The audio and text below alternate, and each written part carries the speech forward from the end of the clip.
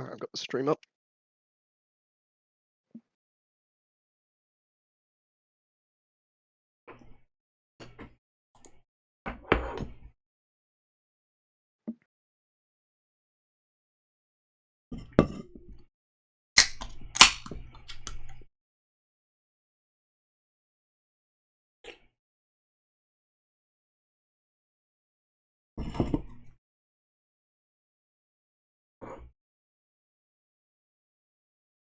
Okay, hi. So, paths forward stuff today, or did you have anything else? No, that sounds pretty good. I've just gotten up to speed on. I've just finished, or 2 minutes from the end, of the Easter Island podcast as well. So I don't know, maybe we could talk about that if you wanted to, but otherwise, pass forward stuff I think is good. Yeah, I don't remember the details of that podcast very clearly. FYI. No worries.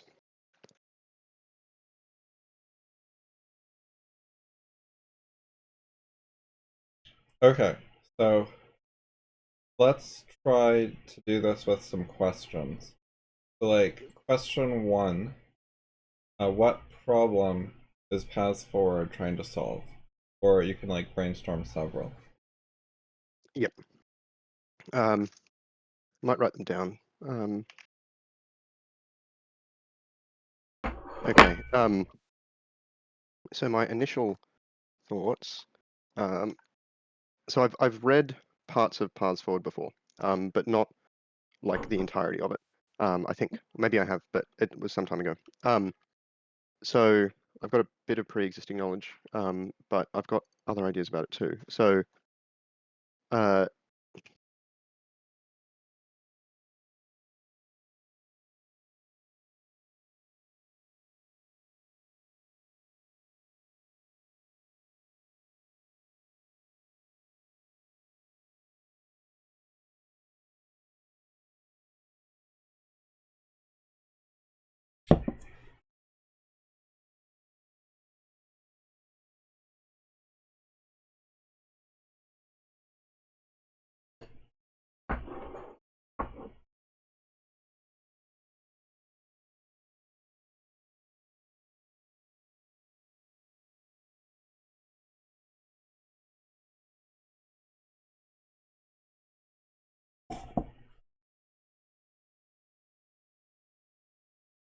so I think this is like my yeah, pretty much what I'd say is my baseline for thinking about it.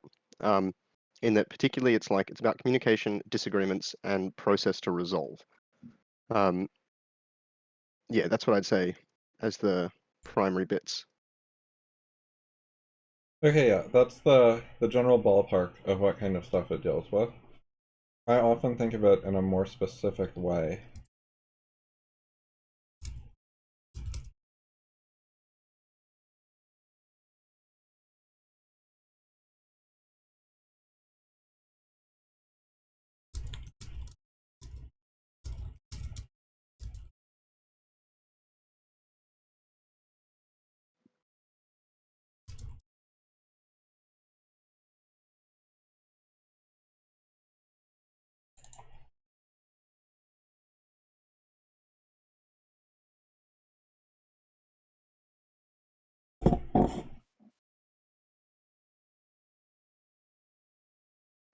Yep.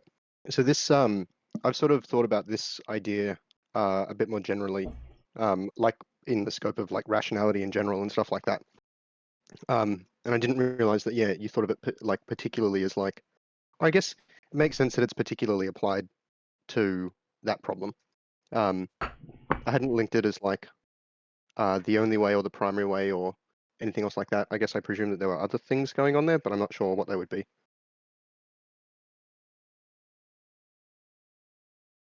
So you can specifically ask people in conversation questions like, hypothetically, if I'm right and you're wrong, how are you going to find out? How are you going to change your mind? Are you just going to shut that down and like stay wrong indefinitely?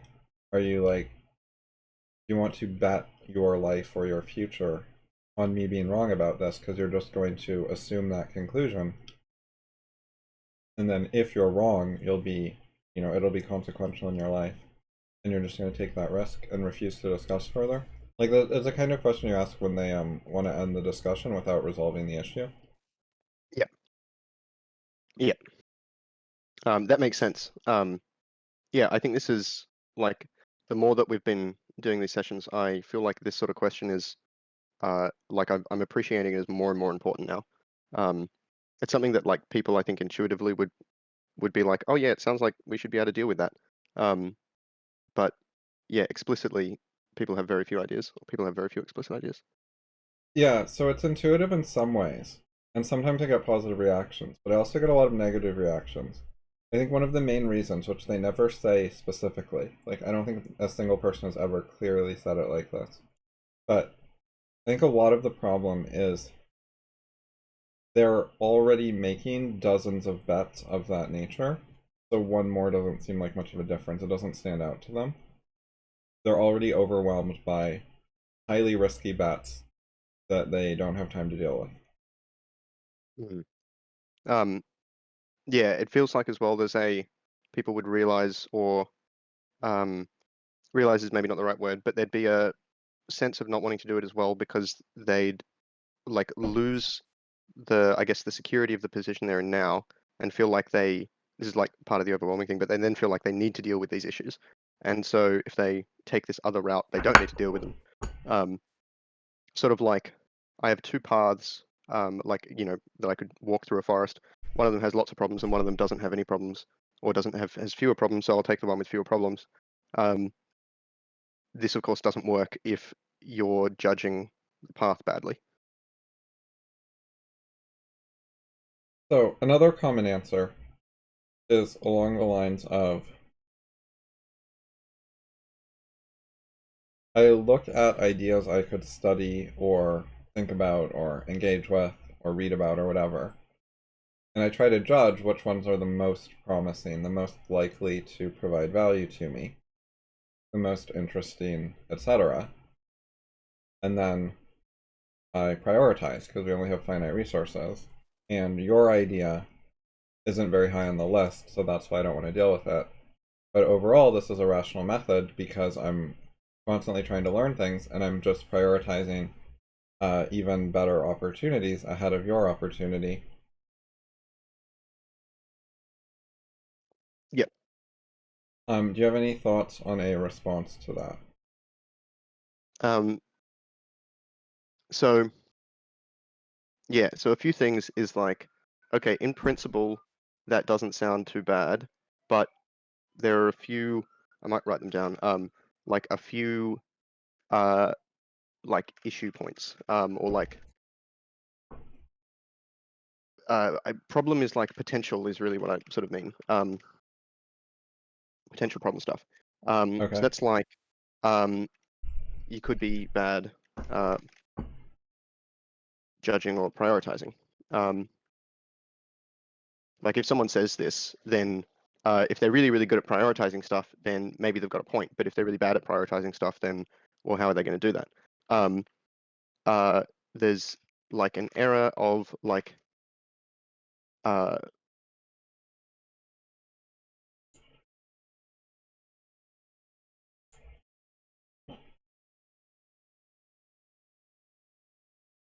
um, that might make it easy to read. So there's this like I guess this is like a particular case of prioritizing things badly, but like not taking into account like philosophy stuff. Um, like they might be following their interests or like prioritizing according to those interests, but those interests could be bad. Um, there's like responses like, but I think it's important. Like you might say that, and this sort of goes back to the stuff earlier about like if someone knows that you're wrong and they want to tell you. So there's sort of this like obviously someone cared enough to like engage with you to start with, and you've got a track record of like being thorough and covering a lot of material. So I think there's like generally speaking, if you think something's important, like you think something's important, then people should take that seriously, perhaps in a way that they wouldn't take other people's notion that something's important seriously. Um, so like this then like has like triggers other bad responses from them, which might be like, or potentially it does. Some people might take pause there. Okay, so just revisiting the question you asked. So the responses to someone saying, I read a bunch of stuff, like a variety of things, and I judge stuff and prioritize them, and this idea isn't high on the list.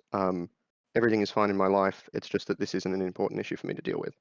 So part of that as well is like we disagree about how important this is. If it is important and you avoid it, like bad long-term consequences. Wow. So, um, so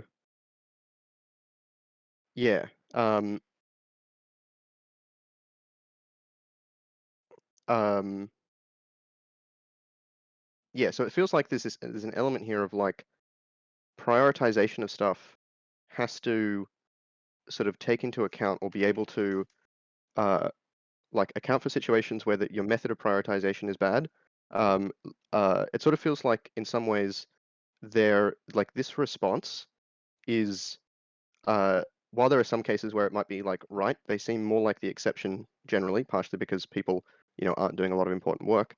But there's sort of like a bit of a recursive issue in that like this prioritization method is how they judge material that will improve this prioritization method.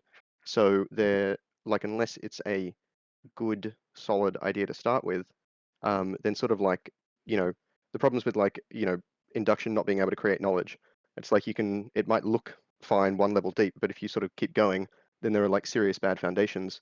And the same sort of thing is happening here to what they're saying. That said, I think similar to what you've experienced, like people are not going to necessarily react very well to that assertion. Yeah. Okay, so your thoughts are all reasonable, and uh, I have a pretty specific response, which is I don't think that their answer answers my question. Um, they still haven't offered a path by which, if I'm right, they will be corrected. Specifically, they haven't said what would it take to make them interested. Um, what are the reasons that they low prioritized it, and what sort of arguments or answers to questions or whatever would change their mind and cause it to be high priority. What is their prioritization process, and where's the disagreement, and how, if they're wrong, how could it be fixed? Yep, yep.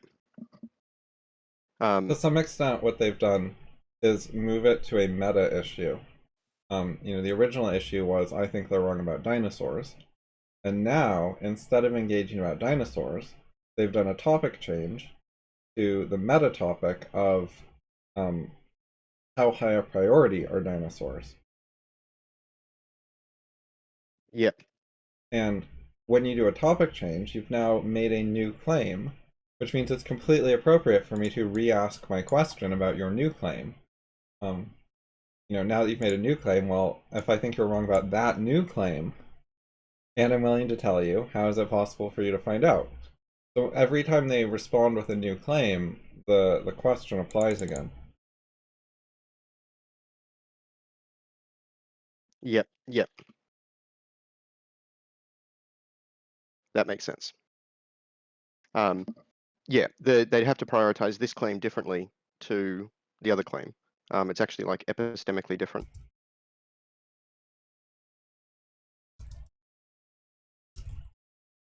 Okay, so a very related case is sometimes I suspect that they're wrong. I think we disagree, but they're not actually communicating enough about what they think for me to be like fully confident, like to a regular degree of confidence. This Um, comes up a lot with the prioritization because they don't express how they decide on priorities. So, I suspect that I disagree with them. I suspect if they told me their reasoning, I would disagree. But I'm not sure. Maybe they have some really good reason I don't know about. Maybe that they're super busy with a particular thing, and if I only knew, I would agree with them. So it's possible, but it, seems pretty likely that if I knew what their priorities were, I would still disagree with them. So there's not just the case of I know they're wrong and I'm willing to tell them. There's also the case of I suspect they're wrong, but they're hiding the information. And if only they would share the information, I would read it and then tell them if I disagreed, and so on. So that one is also one where you would like to be corrected because, so backing up, there's the issue of like, how do we correct our errors? And that's a hard problem. And two of the broad categories are think of our errors ourselves and fix them, and other people can think of errors and tell us. And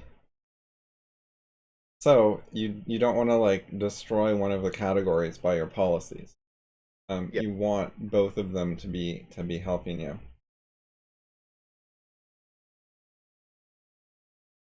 Yep. Yeah.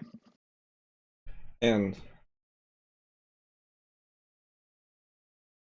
yeah, people are not very good at setting things up for other people to correct them, which requires providing some information about your positions and so on, as well as addressing criticism and questions.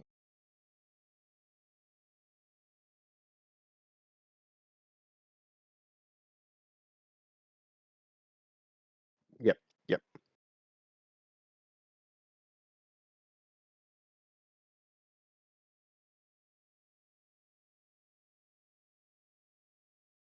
So one of the issues people would Oh, yep. respond. Oh, go ahead.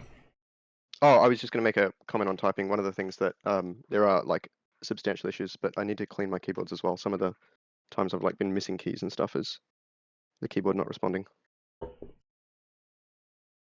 So just because that last sentence was particularly bad. Yeah. But yeah. Sorry, yeah, what were you going to say? Okay, so one of the issues people would have is they'd say, I'd like to share my ideas for criticism, but I only have so much time and energy, so I have to prioritize, and I need privacy as well. So I'm only going to share, these ideas, but not those other ideas.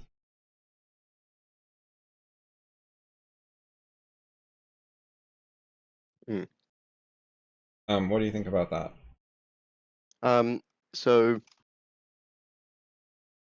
I think it's reasonable to say like I only have so much time and energy, so I'm going to prioritize. I don't think it's reasonable to exclude certain ideas just because you don't think they're relevant. This goes back to like the question at hand, which sort of requires like the ability to be wrong about that as well. And so it shouldn't be the case that anything is off limits. Like if you write a blog post about some topic and you don't think topic Y is related, but then or topic Z is related, and then someone brings it up, then you shouldn't be against including that in the conversation, and then perhaps having to go write some stuff about that. But in general, like you can't predict what's going to be relevant or not, so you should never exclude stuff. But it makes sense for you to prioritize writing about the things that you think are actually important to the topic, as opposed to the other stuff. Yeah, so my main answer to this is there's an easy case and there are harder cases. And in the harder cases, people can do their best and try to be reasonable and try to follow the spirit of paths forward instead of like going for technical compliance or something, like various stuff like that. But I don't want to make a huge issue of it. Certainly not now. Like we can at least start with the easy case, and the hard case could be considered after paths forward are common in the easy case. And so the easy case is impersonal stuff only, and stuff that is like related to your career or your like major hobby or some sort of major focus in your life. So like stuff you're an expert at, stuff you're a specialist at, especially intellectual issues like are the best type. Yep. And so like if you're going to say I'm a public intellectual and I'm an expert on evolution, then your impersonal ideas about evolution are the easy case, which you ought to be providing enough information about that people could debate with you, criticize you, etc. So you should have paths forward for your public intellectual work. And it's hard to object to that on the basis that you have to prioritize and you need privacy and you only have so much time to share some of your ideas. It's like, right, okay, share your main ones that are your specialty that you care about. Start there. And those are the ones that are the highest value for you to get feedback on. Not necessarily entirely, but like to a reasonable approximation. They're in that ballpark. Because they're the ones you work with that your career or whatever is related to. Although it's possible you have some like huge personal problem that's more important. But, it's a reasonable pick for a lot of people for some of their most important stuff. Yep. And so related to this, you can say, if you don't want to write something about something publicly, that's fine, but don't make claims about it. Don't think you know the answer. Don't have strong opinions about it. Don't tell Yeah. Yep. me that I'm wrong and unreasonable for having a particular position on it when you're not writing about it and taking it seriously, and like you deprioritized it. That's your choice, but then you don't get to tell people what to think about it if you're not acting like a public intellectual with paths forward about it. Mm-hmm. Just be more neutral. You can have some suspicions or whatever, but like don't act like they've won objectively. Like the objective state of the debate is that you withdrew from debate. So Yep. you should take that into account when trying to boss people around or whatever you might be doing. Yep. Yep. So it's fine, for example, if someone were to say, like, oh, I've written about this like before or whatever else, and like I don't want to have this conversation because of these other things. But if they haven't written about it, if they haven't made any effort to like be public or have been in the past, and there's no like new but there are new comments or new ideas or whatever there, then yeah, it's disingenuous to act like they know why without like explaining why, um, and treat people badly because of that. That's sort of, yeah. And there is a better option, which is that they should be neutral on the topic. Like, they can say like, I disagree with this, but I haven't written about it. So like that's, seems a reasonable thing to say. It's not particularly useful, but it's reasonable. Yeah, it's just like if it's an initial or tentative opinion that you're not going to make a big deal out of, that's okay. Yep. So you reminded me when you brought up having written about it before of a very common thing people do, which is they say, "Oh, I've dealt with that idea before in the past," and I say, "Do you have records of this?" And they say, "No, but I still don't want to do it again." Yeah. So, for example, they read some Ayn Rand 10 years ago, and they decided that she sucked, but they can't remember a single quote that they think was bad, and they're not in a position to debate it, and they never wrote down any of their arguments, and they don't know of anyone else who wrote down arguments that they agree with. But they also don't want to reopen the issue because they already know the answer. Yep. So, yeah, Yeah. what do you think of that position? I think when when you distill it down to a conversation like this, it's like blatantly irrational. Um, in the sense that whatever method they're using here does not have a good way to figure out whether they've got issues. They don't even like necessarily know what they thought before either. Like, I mean, I know that I'll like Yeah, think about things, dismiss an issue, and then if I come back to it, like it's fuzzy. I can remember that I like didn't like it for some reason, or I thought it was generally unprincipled, but I can't like talk about it um, in any like level of detail. I yeah. think that's really So common. Like people really commonly do this throughout their lives. yeah, I agree. I've run into it not just like commonly, but quite explicitly sometimes. Like, there's some things that they don't admit very much, but this is one people actually admit to pretty directly. Yep. So two big things to say about this are one, suppose that you're wrong, how will your error be corrected? Because they're really, really blocking paths forward here. Like, what can you say back to them that's going to change their mind? How can this be fixed?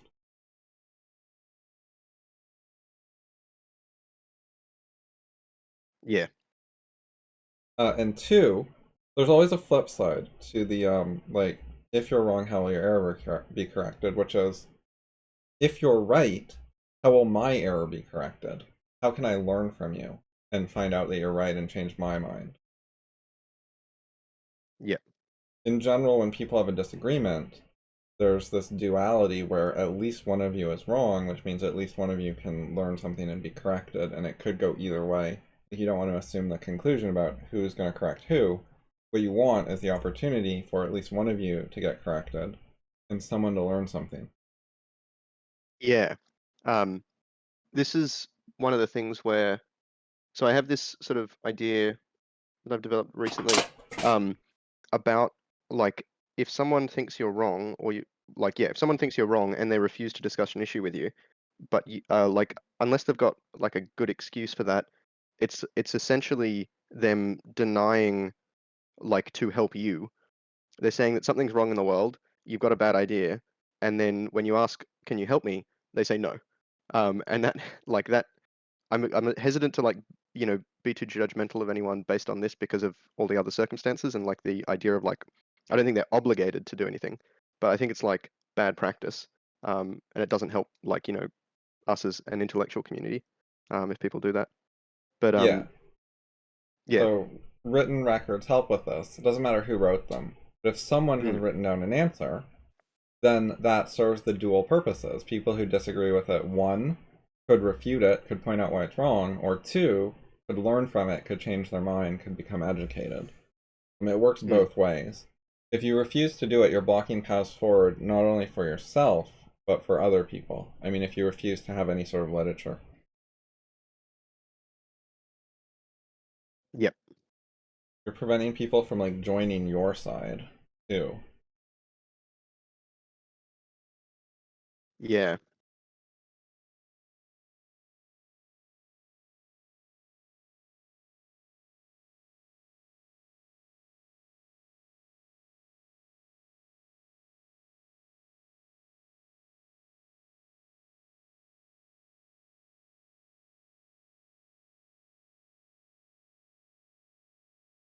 So I was just thinking about this last thing.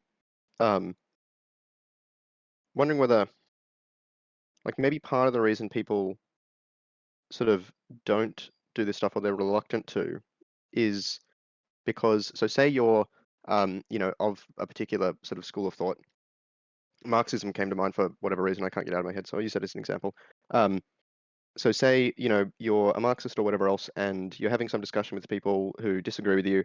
um, there's like part of it feels like or it feels like there might be the conclusion, people might make the conclusion that it's sort of like maybe like arrogant or not humble or something like that to write stuff about it because A, the stuff that was already written is better than you could write, and like B, you're sort of like trying to make the claim of being able to like, know more than the author or something like that. I don't think discussion really fits into this though. Like maybe that's a motivation there, but but discussion's like different because it's just like you and a bloke sort of like having a thing type thing, or just you and whomever. But it's casual. It doesn't need to be, yeah, ostentatious or like have, any air of superiority about it. Yeah, I think one of the main reasons they won't use literature is that they haven't read the literature on their own side and they don't know what's any good. yep, Even when they have, they often don't want to pick anything in particular to commit themselves to. Um, they often want to gesture and say, well, there are many arguments, there are many pieces of literature, and I think that they add up to a strong case in total. They don't want to pick individual ones and say those are right. So they avoid sticking their neck out and they make it much harder to engage with yeah, yeah, because you can refute like, you know, any three of their literatures, and they'll say, oh, you just cherry picked the bad ones, and I'll say, well, that's why I asked you to pick one. Yeah. Literally so that you wouldn't accuse me of cherry picking, because I literally didn't care and picked them at random. I didn't cherry pick. Would have been happy to use your favorites. I mean, one thing that maybe occurs to me about that is like if someone's like you're just cherry picking the bad examples, um I mean you could do something like something fairly low effort at the time, um like recording yourself rolling some dice to pick them. I mean, there's a lot of setup or something, and at the end of the day, all you can do is say like, "Ha, here's my evidence that I didn't do it. I just picked them randomly." Yeah. Um, but it I've doesn't done really that. progress. For example, I've done fact checking of citations in books, Hmm. and I've picked some literally randomly. I didn't like video record myself rolling dice or anything, but I did just random number generate some of the selections as an So anti-bias technique. one thing that occurs to me actually about that is, like, I don't think there's any reason to presume that something like, something like every fifth citation or every fifth thing on a list would be particularly better or worse or something like that. But having a fixed pattern like that, like saying I just went to Wikipedia and pulled like the 20 books and took like every third book. But something like that is like it's also an anti-bias technique in that you're not choosing something, provided you don't go there and like try and find a pattern or whatever. Um, Yeah, yeah. but Yeah, that's you don't reasonable, need and any dice. it'll guarantee you spread out stuff, which can be good, like things from different chapters, say. Yeah, or like different times in a person's career or stuff like that. Yeah. It's also like not nearly as much biased by popularity. Possibly if it's not a full list, it might be biased by popularity, but in general, it'll guard against that as well. It's not just taking the top three or whatever else. Yeah, so also, I think that if they're going to say this literature is good, and it's possible to cherry pick the bad ones, I think that's on them for not excluding them. Like, if they know there are a bunch of bad arguments on their side, they ought to write down somewhere. Like, we already know these ones are bad guys, we don't need criticism of them. You know, if they've never written that anywhere and they've just left it publicly stated and like publicly allied with their position, you know, that's pretty bad and irresponsible. Yeah. No, that strikes me as like, yeah. So something people don't usually think about is like people don't like put two and two together a lot with stuff like this. Like if they don't have ideas about which ones are better, then that directly contradicts with the idea of knowing, like being able to detect whether someone's cherry picking or not. Um, they can't just say that anything's cherry picking that is refuted because, like, the general thing there is that everything is bad then. Like, that's the only way to, like, know anything from that. But yeah, So regarding literature, and of course it doesn't have to be like literal literature. It can be a blog post, which people may or may not count. But that's fine. Like something with a permalink is fine rather than a book or a journal article. And a video recording is okay. Like not my favorite, but it counts. Um, because it's reusable. Like if many people can go look at it and replay it and so on, then it basically counts. yeah, That's what I yeah. I mean think by reusability, literature. reusability and endurance, sort of like, or the fact that it's an Yeah. enduring method, they're the important parts. Yeah, even if it's a different language. I mean, I guess that's sort of like, what do you call it, the gold rat play, in that it might be the case that there's no way to get an English copy anymore, like all of them have been destroyed or lost or whatever else. We've only got the Chinese one, but there's still some information or whatever there, even if it's not preferred as a method. Yeah. In general, I'd just restrict all my claims to English for Yeah, simplicity. I think that's fair.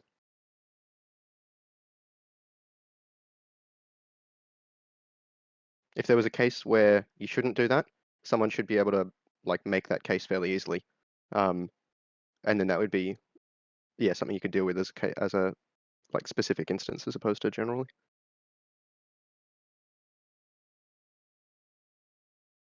Yeah, okay. So one of the issues is sort of a concept of what it means to contribute something to human knowledge. Oh, another thing about literature in general is it has to be public, which is related to what I'm saying. Like if you haven't made it public, it's not like contributed to the sort of overall project of advancing human knowledge. Yeah.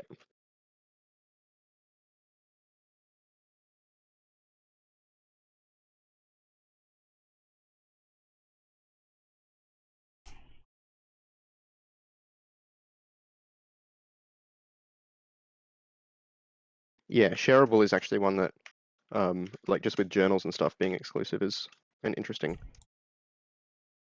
sort of thing. The ideas are at least shareable, even if a journal isn't. Yeah, I don't mean free, by the way. Paid Yeah. is okay.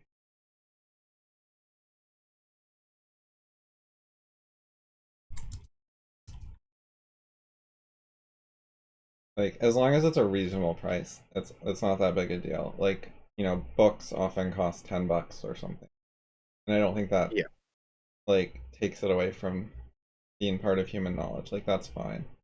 Um, if you charge like way more than that, then it can get more questionable. Yeah.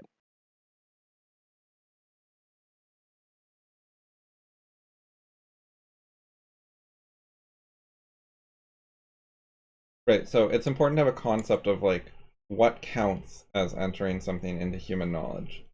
Um, because people make all these claims like I know Ayn Rand is bad, but they haven't entered it into like humanity's knowledge in the proper way of making a record of it. That and the record needs to be like correctable and possible for others to be corrected by. Like, it has to have that duality. If you're entering something that people could either learn from and or criticize. But if you're not offering that, you haven't like added your claim to the stock of human ideas. And you shouldn't ask anyone to respect it. You shouldn't even mention it in discussions. It's like unreasonable and unfair to bring up claims that aren't learnable by other people. Like, Yeah. it's okay like informally in a discussion to like mention you have something that you haven't written down yet or whatever, but like you shouldn't ask people to like listen to it, or you know, it's like a work in progress at best. Yep. Yep. Um, One thing that occurs to me is a case where people almost always like agree with what you're saying there in a restricted sense is to do with like business confidentiality.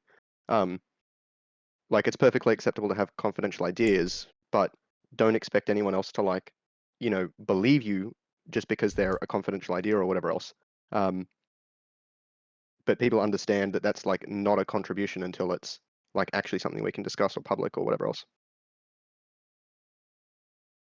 Right. So if it's a work in progress, or um at least that means that hopefully they will be sharing it later. Which is different than the common case of Ayn Rand's dumb, so I don't want to think about her anymore.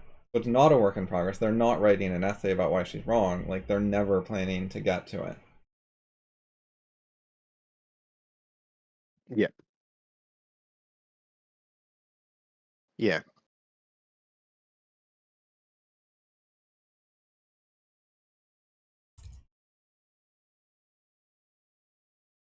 So, another big element of all this stuff is taking responsibility for things, for ideas. A lot of people feel like it's the expert's problem to refute that, not my problem. Yeah. What would you say to that? Um, so, well, I mean, what do you call it? In terms of what do you call it, stuff that I have said about this. So I still sort of like stick by this, I think. So uh, blah blah blah. So basically, we like this is the gist. Um, like we have an obligation to live the consequences of our ideas. There's no like either we should believe that an idea is true, and we should like support it and argue about it and discuss it and whatever else. Um, or like we should not like make sort of claims about it. We shouldn't treat people badly because they disagree with it or anything like that. anything that we think is true enough to like base something substantial on, we need to take take responsibility in the sense that like we are just as much of a like an advocate or a defender of that idea as like the original author. We might not understand it as well, but we should like take responsibility in the sense that if we're claiming something is true, then we should have standards around that are like entirely separate. Like there's no what do you call it, spectrum of how much responsibility you're going to take for an idea. Um, you should take the same responsibility for all of it. It's okay to like say, actually, I made a mistake in promoting this or whatever else. I'm going to reduce this idea in my own head, and so then not need to take responsibility for it after that. But like that statement should then be public, and you shouldn't keep doing the thing anyway. So like broadly speaking, I think yeah, ideas matter. The ideas we choose matter. We do choose ideas, and to like argue that you can think something is true and claim it publicly that it's true, but not have any responsibility or obligations after that, I think is like essentially like dishonest and not useful in terms of like civilization. Yeah, so one of the things you mentioned was publicly claiming it's true. So, in essence, the case you're talking about is that they are acting like a public intellectual in some way. They're at least partially trying to contribute to or comment on the public debate about ideas, the project of human knowledge. And Yep. so if you're going to be a participant in that, then you ought to care what's true and so on. And deal with things like criticism and learning better ideas instead of just, I don't know, having a bias and promoting it or without listening or whatever else. Yep. Yep. Um, then also, even if you're not a public intellectual, although that's the easiest case, um, but even if you're not, you have ideas and they affect your life. And so if you would, discuss some of them and try to find out why you might be wrong and do all that stuff, you could have a better life. Like there's personal benefit available there. Because ideas have a Yep. big impact on your life.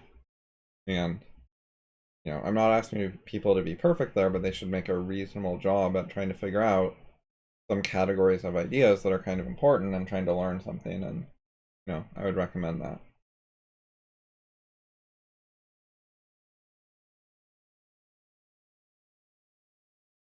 But I'm not going to be Yep. like super aggressive about that. At least for now, that's like, just sort of general advice that I hope people would benefit from. Whereas my larger focus is on the public intellectual case, where they're putting forward claims into the public sphere, Yep. and then it's Yep. easier to actually criticize them because they've put something forward for discussion. Yep. I think it makes sense to focus on them as well because they're the ones with like the traditional sense of reach. Like lots of people hear their ideas, um, far more so than, like random discussions. Yeah, so this raises one issue, which is like, what is a public intellectual? Because like a lot of people on Less Wrong, for example, or Reddit or whatever, or Twitter, are like pretty irresponsible about what if I'm wrong. Uh, they don't seem to care. They don't seem to take responsibility for the stuff they share or claim. And I think a lot of them would say, well, I'm not a public intellectual. This is just a hobby. I'm just screwing around, blah, blah, blah. Like, what do you think of that? Um,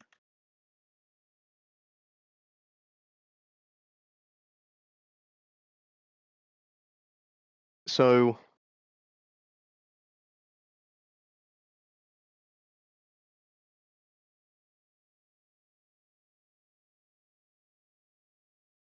I like I don't agree with it, but I do think that there's like a substantial difference between like doing something as an amateur versus like doing something professionally. Um, even though like being public is important, like as a property, but it's not the whole story. Um, that some things sort of come up in that like in situations like this, I imagine a bunch of stuff to be typical. So things like they disagree with you, for example, um, as opposed to like if they were really just a hobbyist, look, and having intellectual curiosities and stuff, um, then wouldn't they say stuff like, "Oh, I've never heard that idea. Like, do you have any more like resources on it? Like, where can I learn more?" Because the idea of like doing it as a hobby is you know, like it's something where you're not like heavily invested in which particular like avenues you necessarily take. So knowing a lot about all of them seems like broadly a compatible thing with hobbies. Doing that professionally can be more of an issue in the sense of like not being efficient with your time. Um, so why would they like debate someone or like claim that someone's wrong or whatever else? I think the issue there is maybe I'm not sure if there are others, but one of them is like dishonestly emphasizing their own, like they're putting themselves in a position or casting themselves as like having a position that they haven't earned, um, in the sense that why are they claiming that they know that someone else is wrong? Like if they're not doing it as like a job, if it's just a hobby, then either they've done it for a long time and they're bad at it, or they're new to it, or whatever else. Like it's why wouldn't they go do it as a job? Most people aren't in the situation where they're like a CEO earning, $5 million a year, and they could be an academic, but then they'd earn shit all by comparison. So there's no real excuse there, I think. Um, so I still think there's dishonesty. They don't really think of themselves as just doing it as a hobby. They still care about it. They still want to like do it. They think it's important, and that Yeah. is So contradicting that excuse. it definitely varies by person. I think you Mm, have like a particular type of person in mind when you're making some of those comments. mm, And like if you saw a different person, you might not think they apply. But yeah, yeah, so one of the things they're doing is they don't label their stuff. They don't say, I'm an amateur, I don't have that much time, I'm not that reasonable, I don't care that much, I don't really know what I'm doing, I'm not going to take responsibility for being right. And they don't put that disclaimer in front of all the stuff they're saying. yeah, And so that gets into what you're saying about dishonesty. I think the lack of disclaimer is intended to some extent to mislead people or to give them some wiggle room to claim more than the disclaimer claims sometimes, as convenient as they think they can get away with it, rather than for a principled reason in a particular case that they've spent more time on. yeah. Part of one thing that occurs to me is I think people really like the idea and play to this that like coming up with good ideas is sort of a bit of a lottery, and anyone could come up with like a great new idea for any particular topic. And so people want to put forward something so that if like the idea turns out to be great, then they can like take credit for it and like act like they were always that good or something like that. Um, and they see this like having these sort of disclaimers is almost like discrediting that or like removing that possibility like upfront. Um, Yeah, the disclaimer would just make it obvious that they got lucky, which they don't want to admit to if they did get lucky. yes, yeah. Um, there's a few different like ways people think about that, I think, but that's yeah, sort of a general thing about they want to be better than what they are, and to like let everyone else know that they're not as good as what they think they are. Um, I mean, in part as well, they're saying like what I'm writing is not as worthwhile to read or engage with. So there's sort of like a selfish aspect of like wanting more like conversation or stuff like that. Even though that might not be rational because the quality is low and they should spend time improving it. Um, but yeah, there's a whole bunch of like stuff like that that I think gets in the way for people. Sort of like, Yeah, a lot of what they do is present themselves as essentially as high social status as they can get away with, and their desire to do that has very little to do with objectively how much stuff they know and how much work they've put into getting it right and so on. yeah, Like the disclaimer would be there for objective reasons, but they're communicating socially, so they don't want to do it.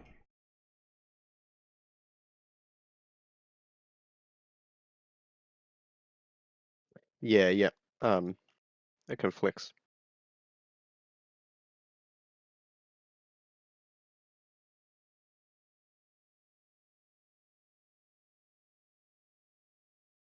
Hmm. Okay, so I do think it varies by forum. Like, there's a lot less excuse on less wrong than on Twitter. On Twitter, you could kind of claim that the default is to have a disclaimer that tweets are probably not very serious and you shouldn't expect them to be unless there's like specific positive evidence that this one is serious. Hmm. Whereas on less wrong, you could argue that the default is the other way. It's reasonable to expect that people are actually trying to be rational and thoughtful and so on. Because that's the type of forum it is. That's what the forum itself is labeled as. Yes, yeah. That's why people were attracted to it. Yeah. And I think a lot of people at Less Wrong don't want to take responsibility for that, for what type of forum they're on and what the expectations should be. Hmm. Like they think it's too much to ask.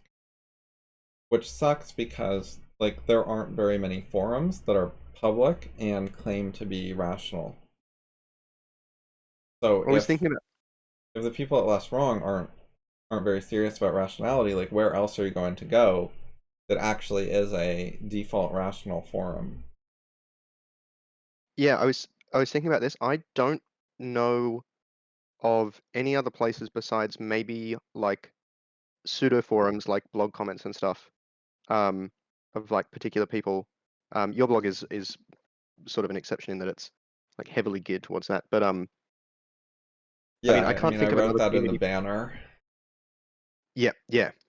Um, I can't really think of another community besides Less Wrong that is uh like I've run into them consistently over like a decade. I'm not really aware of any other comparable thing that I've run into repeatedly, or that like has maybe there are some like email lists around and stuff, but there's definitely no big community like that. Yeah, so there's a bunch on Facebook, very questionable quality though. Yeah, And there's specific like narrow subreddits like Ask Philosophy or something. There are stack exchanges. There's Quora to some extent. yeah. There I mean, is Hacker News comments. I like the subreddits. I feel like is maybe the best sort of example out of that in that like Hacker News is pretty general and doesn't differentiate between serious and non-serious things. Um, Subreddits have like a fair ability to control their own norms, so it's different for like Reddit is not comparable to Twitter, um, for that sort of thing. Yeah, and there are these small communities that like explicitly say it, um, but usually they're like I mean Reddit does have like some overarching norms, um, that are a bit sort of restrictive. There are still forums, like just regular old bulletin board type forums that exist. There are several Ayn Rand ones. Like, and you can just immediately, I assume you recognize this kind of format of a website. Used to be a lot more Yeah. common. Yeah, no, I haven't really like old PHBB forums and stuff. I haven't really frequented any of those for years. Mostly it's like support forums and stuff that I run into now, that Yeah, use that sort of thing. they are dying. Um, oh, this one is in fact dead. I did not know that. 2015. Wow. It died in 20, That was yeah, the top result on Google? yeah, I believe it was. Oh, not Google, it was a top result on Bing. Oh, okay, yeah. The one below that has a date of 2003. It's the third result on Google.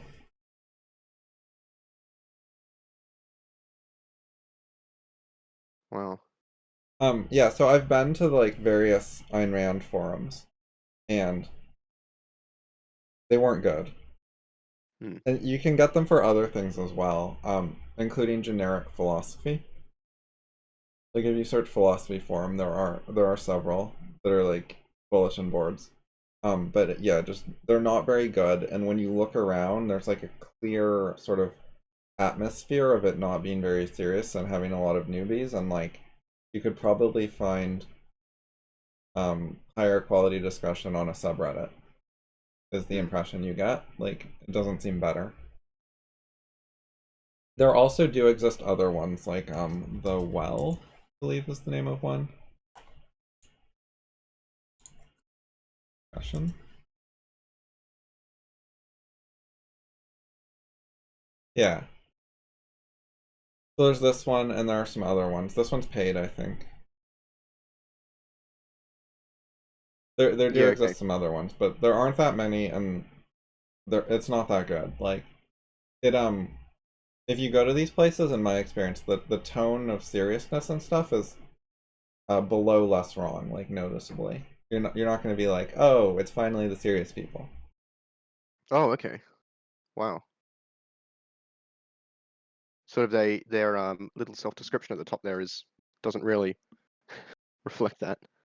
Yeah, I don't think that that is accurate at all. I think it's just like people join and it's like a little bit mainstream. Like I think it's more mainstream than less wrong with corresponding quality. Yeah. Yep.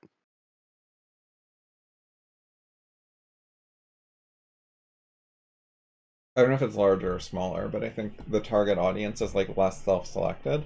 Less wrong has a lot of people who have like actually read the sequences, which are quite long. Like, That's stuff that EY wrote, right? yeah. Mhm. Like I think it's Well, I know. longer than Atlas Shrugged. Oh, okay. Wow. I know that like his Harry Potter fanfic was like reasonably long. Like it was quite substantial. Oh yeah, that was like 100 parts or something. So it's like longer than BOI. Yeah. Wow. Wow. I guess it's a very, very incremental um, sort of project as well, though, that makes it. Yeah. Um, Right. RAZ is it's just like taking my blog archives and bundling it up and being like, look, it's pretty long. or like, yeah, the category of one, like a one of the categories sort of thing. I guess the theme is really the only difference there, in that it's all, you know, same character, same setting, etc. Yeah, so Yeah, anyways, like a like a very, lot of the people have read a significant amount of stuff. Similar to FI, like a lot of people have read David's books, or at least BOI, that's common, not universal, but hmm. whereas like if you go to the Well, there's no like particular book that a lot of the people have read. Like it'd be hard to find any particular intellectual ideas that like 20% of the people have read. Because they're not gathered by a particular author in that way. So that makes it harder to keep like a good tradition uh, of like quality of thought or something alive, I imagine. Um, yeah,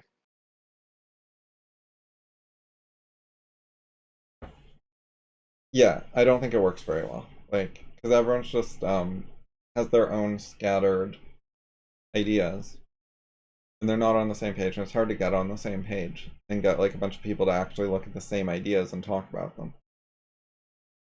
one thing that I noticed that so all right, curiously, I don't get the same things searching Google. Um, one thing that I just noticed about the like what just came up in that description there. So this is sort of interesting, right? Um, the so destination, that's fine, that's a forum, but it's for conversation and discussion. It's not there to serve as an archive of good material. It's not there to serve to help people to learn. It's not there to be a place for like to slowly gather high quality discussion. It's like, we want to make a place that you want to come back to where you can discuss things. Um, so it's sort of like, I enjoy painting, which is why I buy canvases, apply paint, and then throw them out, sort of thing, as opposed to I enjoy painting, which is why I have a collection of art of my own production. Like that's sort of the difference. It feels like it's disposable. Wow. Uh, I just noticed. I didn't know that part. Um, Yeah, so so they real say, name only. um, I mean, they're saying that they like they have that policy, or because it's sort of, I mean, Yeah. they don't explicitly say this is why we have this policy, but yeah, it sort of indicates that. I wonder if Yeah, they've they were always been saying, online. yeah, the whole Earth electronic link. I think they're saying that they were online in the 85. Um, yeah, it sounds like that might be BBS days. Yeah, yeah, it sounds like an old thing that's still not completely dead. Yep.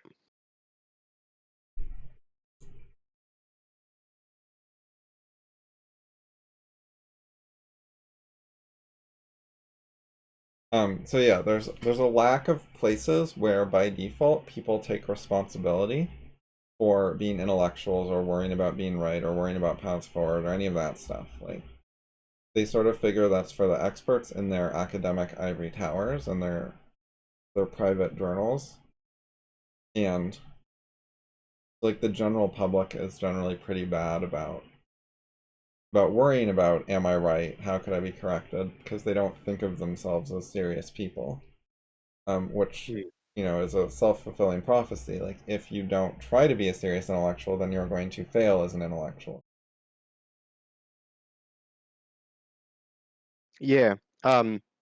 I guess as well, like, so one of the things that just sort of occurred to me, um, so people have these ideas generally about like not being a serious person or not like, being a professional or public intellectual or whatever else. Um, and for many years they might like not really be participating in stuff or not really be like overstepping things or making claims or something. And then if there's like a social movement thing that happens where they get wrapped up in that, then they can change incredibly quickly, but they've never bothered to deal with like the root problem of like what should I be taking responsibility for and what is like acceptable under those sort of um, ideas that I have about responsibility. And so when they do end up breaching that responsibility, they've got no way to even know that they're doing it because they've just never dealt with it. Um, so it feels like there's a smallest sort of like element that if someone's like basically going to claim that they're rational, there should be like this feels like a really core, fundamental, first, early, foundational issue that someone should deal with. And they don't have to spend much time on it because they can conclude that I'm not serious, therefore I like, my responsibility doesn't extend to stuff. But correspondingly, I shouldn't like make big claims or like participate in stuff publicly where I'm acting like, that I know stuff without revising what I should be responsible about and the implications.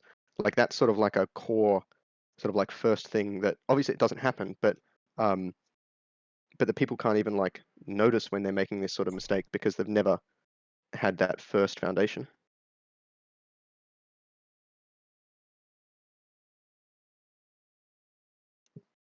Yeah, so backing up a little, I remembered an important point. So, regarding the conception of what you've entered into human knowledge, if you haven't entered into human knowledge and no one has, you don't know it's right. You shouldn't think that a conclusion has been reached. Like Mm. until someone makes a record of it and shares it and people get to respond to it, you should have like very low confidence in this idea and treat it as like an experiment, a work in progress, etc. Yep. So it's not reasonable to think like I'm confident I'm right when it hasn't yet been entered in human knowledge, Yep. which people Yep. often do think. Yeah. This makes sense. Sort of like every blog post. I mean, the first time you write about something and claim that it's right, is essentially like I have suspected this is correct, and I want to like now enter it so that I can know it to be correct by like or know it to be right by the ability for anyone to criticize it. Because if it's not right, then I should find that out. Um, and yeah, you can't Yeah, make that claim without doing that because I mean that's literally half of the two ways that we said earlier for like where error correction can come from. yeah. So you might have a small blog, you might not have a good ability to attract a lot of smart critics and whatever, but the least you can do is try. Like, if no one else has written it down, and you really think it's right and important, even though no one else believes it, the least you can do is put it on your own blog and say, if anyone will take an interest, here it is. You know, Mm. you got to at Well, least try. even if it's years later, the fact that someone can search for it and like find it on Google or archive.org or whatever else, um, like you don't have to have immediate payoffs from that for it to be worthwhile. Yeah, It's not just a like an abstract I must fulfill this responsibility because I must sort of thing. Um, yeah, the payoffs can be much further in yeah. the future. But also, once you fulfill that responsibility, you can link it to people. Like, you can get into a debate with someone and say, here's the link to it. I've tried. If you can criticize it or you can get anyone else to criticize it, like that'd be great. Otherwise, I'm going to have to stick to my position that I've made it public. I've linked it to anyone it comes up with, and no one's told me any criticisms or, pointed me to any literature that refutes it or anything like that. So it remains my Yeah. position. And given that you can't refute it personally, provide literature, or get your friend to come tell me why it's wrong or any of those things, maybe you should accept it too, because as far as you know, it's unrefuted. Like, you can tell Mm. that to everyone you talk to, that either they can immediately give you why it's wrong directly or indirectly. Otherwise, like, it's unrefuted as far as they know, and they should either accept it or take an I don't know, there are multiple ideas that are unrefuted and I can't tell the difference yet. One of those two things. Yeah. I mean, if they care about like this like set of related ideas, if there's like multiple options, for example, if they've written about one, like the least that they should do is like acknowledge that another one exists. Like it's fine for two ideas not to be resolved yet, but to treat like the situation like there's only one, or that the only path forward, or not path forward, sorry, but the only option is for us to have like a, oh, let's agree to disagree or something, nonsense like that. Yeah, like one thing that occurs to me, this sort of, I guess this is a bit of a question. I'm not exactly sure the wording. I suspect I might overestimate how much I should like believe something to be true because of the like evidence of stuff like so there's a lot of arguments of support type words I'm using because it's unclear in my head still. Like the weighting I should give to stuff like so there's ideas you've put up that have been public for years that no one's been able to like criticize or refute. Um, that doesn't necessarily mean that they're correct in the sense that if they haven't had the right attention, maybe we do know why they're wrong, but it just hasn't been brought to our attention. Um, how much like the absence of anyone else participating, not in like in a particularly uh, criticism sort of sense, refutations and stuff. Um, the absence of other people participating, how significant that is, I guess. Um, and that I guess my intuition is that it doesn't actually count for like anything in terms of whether the idea is correct or not, but it's significant and it does have implications for everyone else who's making claims about that subject. Yeah, I think it says a lot about the rationality of the other people who don't want to participate in this project of entering things into human knowledge and writing down arguments and so on. Like, if in some way they just fundamentally refuse to participate in that project, then human knowledge is left to the few people who will participate in the project. And if you take the group of people who are actually communicating and working on that project in a reasonable way, and then you look at what's non-refuted according to that group of people, I think that says a lot. Like, that's the best place to get knowledge, because they're actually doing the right process. Yep. And of course, they'll take into account anything known by other people indirectly, because they'll say, there's this book over here. I think the author has the wrong methodology for discussion, but isn't he right about this point? And then that will get debated in the circles of the rational people. So that they're still taking into account like whatever regular science comes up with, or Mm. There are sort of ways to integrate it more. Yeah. So it's not like a completely separate community where like you have to join the rational people or your work gets ignored, and like, right, we're not ignoring the mainstream knowledge. We still talk about it and analyze it ourselves. Yeah, yeah, yeah.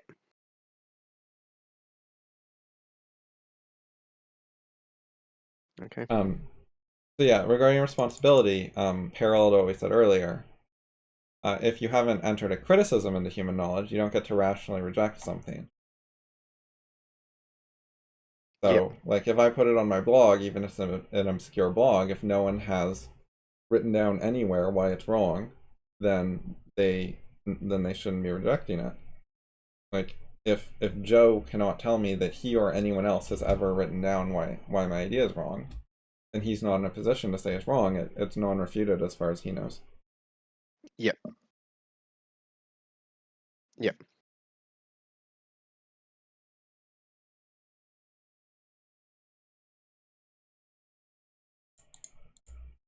Okay, so going back to responsibility, There are a variety of reasons people don't want to take responsibility for this kind of stuff. One is that they're social climbing. Another is that they're lazy. You can come up with a bunch of bad reasons. But what are the most reasonable reasons that we should actually address? And the number one answer people give, can you guess? So, what are the good reasons people don't want to take, or the more robust ones that people um, and we're asking, like, the question is particularly what's the most given answer besides Yeah, climbing and what's their laziness and stuff? standard objection to doing all this stuff that I suggest that they do? I'm busy. Yeah, that's basically it. It's too much work, it's too time consuming.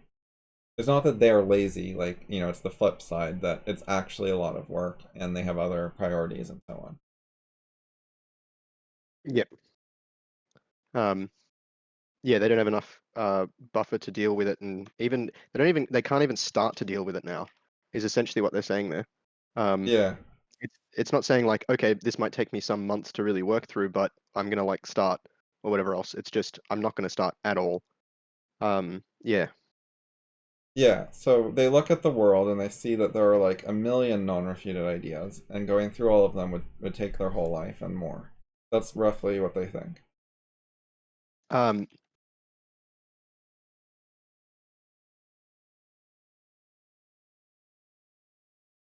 like or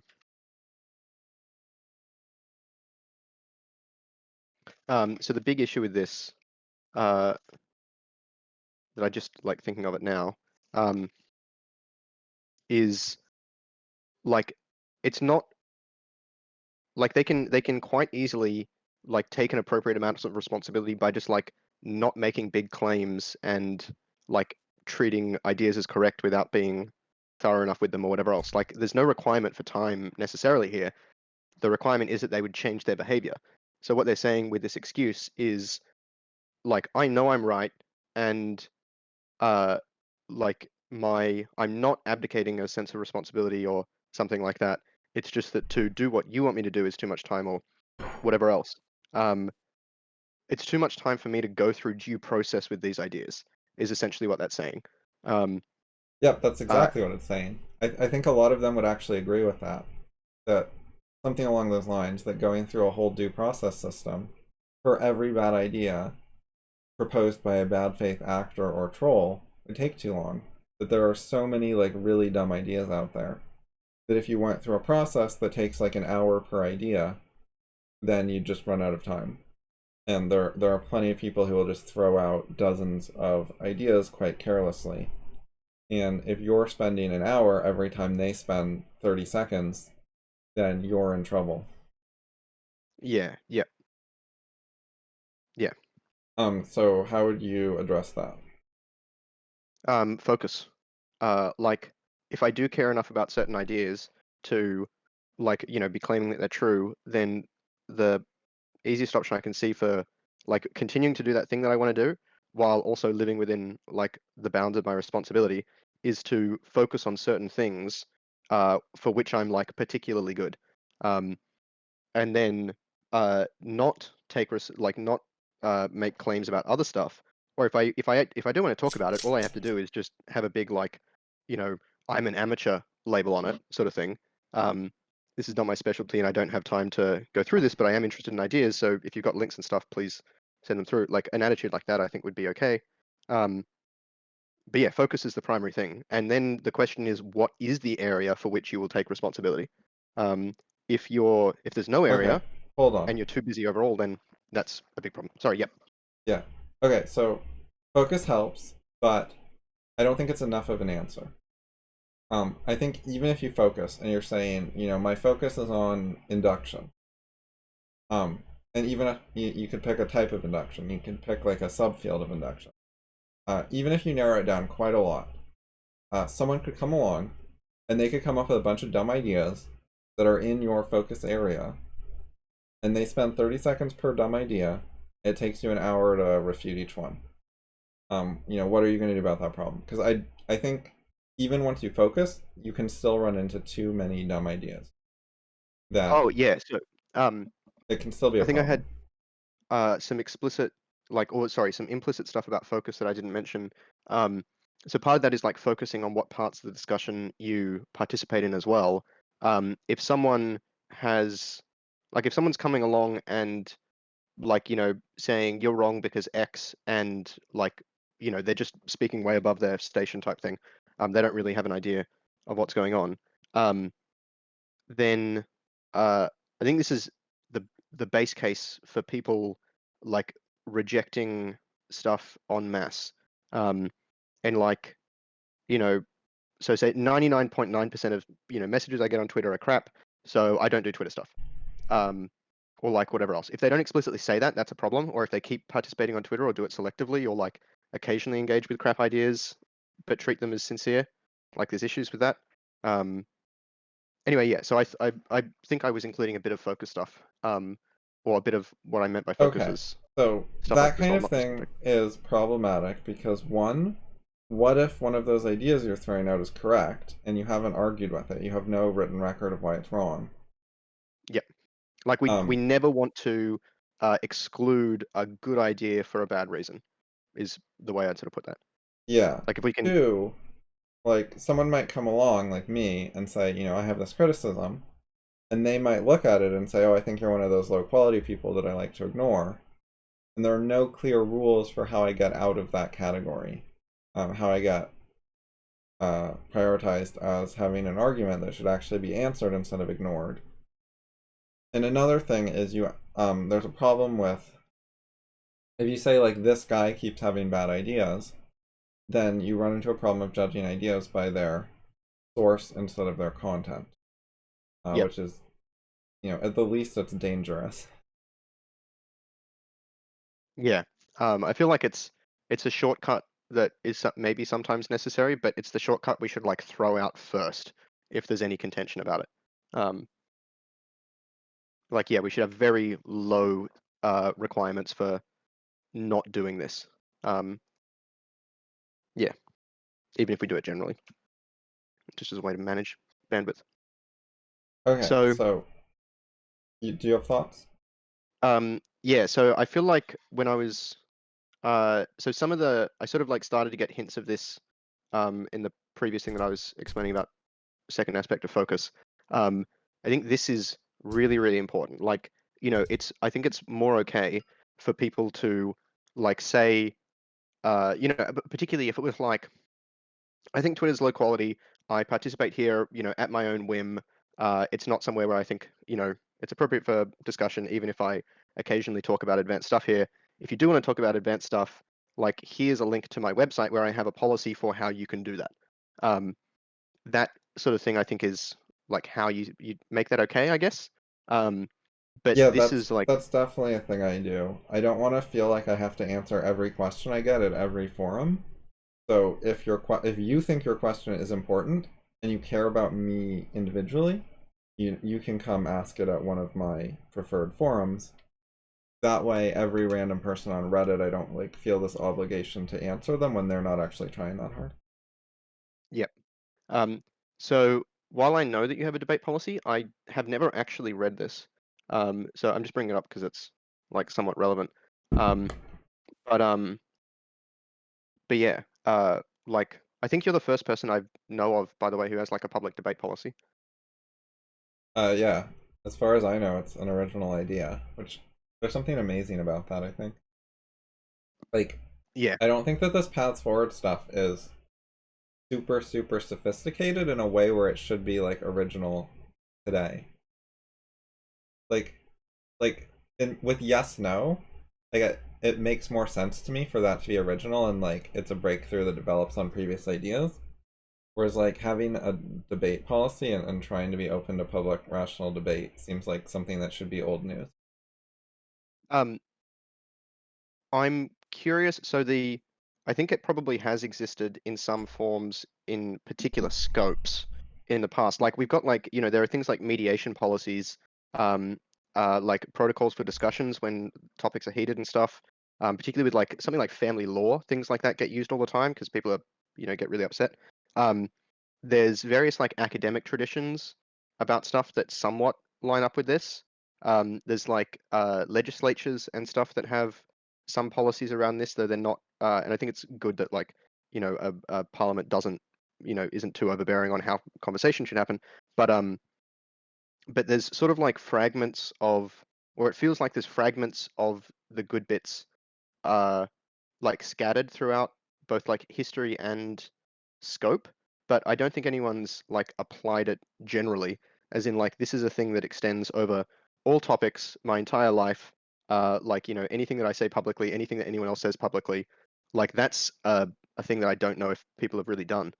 It's always been acceptable to just like not want to talk to people and ignore an issue because of that, socially speaking. Yeah, what's interesting about the debate policy is one of people's main objections is it's too much work. Um, but so first of all, no one's ever used it, and second of all, um, it saves me work, a lot of work, because it makes it easier for me to not respond to stuff. I can say, I will follow up on this if you meet my debate criteria and use that policy. Otherwise, I'm not going to answer. Whereas before I had the policy, I felt a lot more like self-pressure to engage with everything, answer all the questions, etc. Because I didn't want to just ignore arguments. So having a policy for if I ignore something I shouldn't have ignored, how can this be fixed? Lets me much more aggressively ignore things. So it's a time saver if your original attitude was to try to actually address arguments. Whereas for them, like they just ignore so much stuff in the first place, it feels like it would be a time cost. Because they'd actually be like forced to not ignore some stuff. Yeah. One thing as a just thinking about it, so I mean it is like somewhat reasonable in length. I'll do a quick word count. But it doesn't look that long really. It's what so just under 2,000 Yeah. words. I mean, Um, yeah, if the length is filtering people out, that's fine with me. Like, if you don't want to read that much, I don't need to respond to you. um, the thing that would like that I'd intuitively measure it against to see if it's reasonable or not is like how many words would you expect in a discussion to happen? The other thing is that with this, you've got headings you can skim. Like people don't need to like read this thing in great detail. Um, Also, this sort of stuff has reach, so it's not just about this like getting to this one conversation, or like having like Yeah. one debate. Um, what like relative to the size of the debate, if someone says I want to debate you, and there's a rough estimate might be like 20,000 words or something go back and forward in the debate. If like they're not willing to read 2,000, that's just a reason that they would never be able to complete the debate anyway. Um, so yeah, Yeah. I suspect that And it's perfectly debates fine. are not just the raw word count that people write. They're also the word count of the articles people link. Like, if someone wants to Mm, debate me, I want to be able to link my own articles in the middle of the debate and say, I already wrote about this here, and just link them to a few thousand words, and for that not to be that big a deal. And if they're not up for that, then they're not actually going to address my arguments that are already entered into the public record, and so they're not going to do a good job of changing my mind, and that's not a priority for me. yeah. Um, I think that's sort of a reasonable, like we talked about the flip side before, like the duality of this, where like either you're helping someone else improve an error or they're helping you. Um, uh, oh, I forgot what I was going to say. Anyway, yep, Having a bunch of your ideas written down, by the way, makes it easier to talk with you because people can like skim your stuff and find out what you think, and they don't have to ask you what you think, and it saves effort, like yeah, over you repeating yourself all the time. yeah. And it makes it like much easier for them to skim and search keywords and so on. And Hmm. No, I agree. It only makes their life easier. And it only makes like, yeah, increases bandwidth of stuff like yeah, debates. people often treat it as a negative though. They're like, "Oh, you have so much stuff. What a hassle." Well, yeah, I mean, you're selecting particular stuff. I can imagine like problems where I think there was one like maybe it was on Less Wrong. Anyway, someone recommended a book and you asked like which part of this 850 word book should I read? And I think that's reasonable. Like people should like not direct you to like an entire library of stuff Yeah, and say you need to I read all of agree. this. But a few thousand But words you can skim is easy. yeah, and if someone's having trouble finding it, they can just ask for a quote or a more specific part. Yep. Yeah, and Yeah. that Well, book, I searched for the keyword of the thing I had asked about, and there were like 37 instances, and I skimmed through like all of them, I think. And it appeared that the book like never answered the question. Was part of what I was saying. And his answer was roughly, there isn't a specific answer, just read the whole book. You're lucky you get to read so much great stuff and learn so much. And yeah. like you're sending me to a whole book while knowing that it doesn't actually specifically answer my question and expecting me to read it. It's sort of like oh, I'm making like concrete slabs or something and they keep cracking. What should I do about it? And it's like, oh, have you read this book from this master concrete person? It's like, no, what part should I read? It's like you should read all of it. None of it actually explains how to not, have concrete slabs that are cracking, but there's lots of other stuff about concrete in there. Um, it's far more obvious that that's silly when you put it like that, or when it's put, on an inane topic like Yeah. that. So like that kind of bad behavior is quite common. And that's one of the reasons people like worry about paths forward. But I think it's perfectly reasonable to say you have to give me a specific cite, like you haven't given an actual relevant argument, you just gestured at uh something that doesn't specifically engage with the point. So Mm. that's Well, not a it rebuttal or also criticism. it also reflects like maybe there is a like particular answer in a big book or whatever, but it suggests that that person doesn't know much about the topic if that's the sort of answer they're giving. Um, Yeah, the alternative would be like I think there is actually a reasonable case to like say I would like you to like write down the important ideas from this 850 word book that apply to this because A, there shouldn't be that many of them, and B, like of the words, and B, you've acknowledged that the authors don't actually explicitly talk about this. So there's nothing that will guarantee that I get any good information by reading the book. You apparently have it, and so you should make that entry to the like the product of or the project of human knowledge. I think there's like actually a reasonable case there. It's not the person has an yeah. obligation, but yeah. There's a bunch of things there. One is you can debate the proper way to proceed. I can say, I think it would be reasonable for you to tell me the specific page, and they can either agree with me, or they can tell me why I'm wrong and explain why the proper thing to do is for me to read the whole book or whatever. And then I can say, the way of proceeding has to make sense from my point of view as well as yours. And so if you want me to read the whole book, you have to explain in a way that makes sense from my point of view why that makes sense now. Like they have to meet that challenge in a way that like persuades me before they can expect me to read the whole book. Yep. You can debate what sort of asks are reasonable and make that part of the intellectual stuff that's being discussed and have paths forward about that and have disagreements and truth seeking about that. So you can deal with meta issues like what length of citation is reasonable. Mhm. And Yeah. it's contextual as well. It's not a single answer. Yes. Yeah. But yeah, for a a less wrong thread with like some total 5,000 words sort of thing, linking to I don't even know how many words would be in an 850 page book. Like that's a million plus more. It's pretty crazy. Oh, so a rough rule of thumb is 333 words per page. Okay. Um, However, that was a textbook, so textbooks have a lot more words per page, I I think. imagine that like the type of textbook might matter as well, like diagrams and stuff.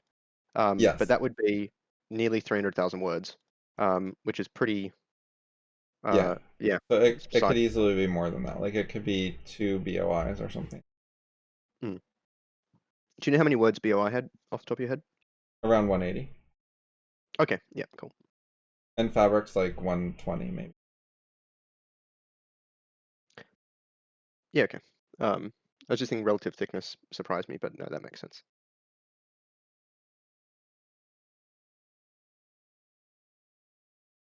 Yeah, and Heinlein has a bunch of little 200-page books that are 70K words. Mm. Yep.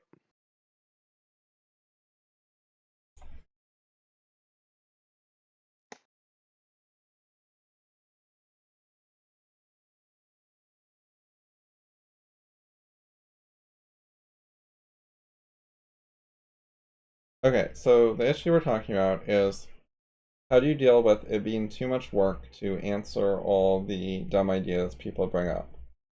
And I think one of the key ideas is if you know an idea is low quality, and that's a reasonable judgment you're making, you must have a reason, right? You can't do it for no reason. And if you have a reason, the reason should be written down somewhere. It should be in the public record.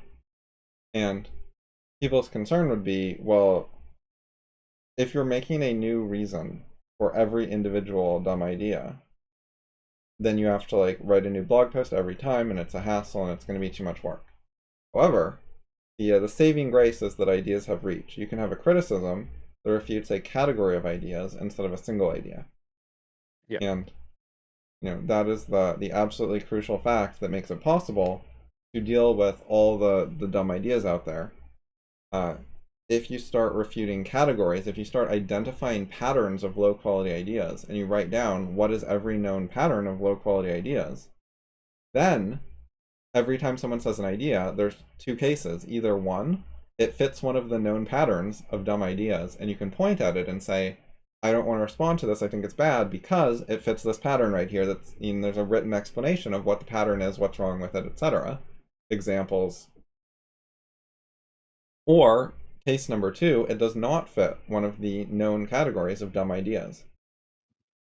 In which case, there's something notable about it. Like, you can't instantly say, I know this is low quality, because it doesn't fit one of the patterns that you know is low quality. Like, you didn't recognize it as fitting one of the low quality patterns, so you shouldn't jump to that conclusion instantly. Yep. Yeah, so even if you've got an intuition that it's low quality, yeah, I mean, knowing that it's not one of those patterns should at least twig that, you can't be sure about that. I think just for completeness and back reference, did we talk about this particular idea in the yes/no sessions? I think we've mentioned it before, or you It's have possible rather. we did. One of the ways I talk about it is the library of criticism idea, where you're saving records of your known criticisms, which you can also think of as unit tests. Yeah, yeah, okay, yeah, And then whenever you get a new idea, you run the unit tests. You run your generic unit tests, and you run the topic-specific unit tests. And you can also have like single idea-specific unit tests, but those are like pretty rare. Like, you just make a couple and then refactor once you have like three with a pattern. So like, you mostly avoid those, but you use them occasionally. yeah, yep,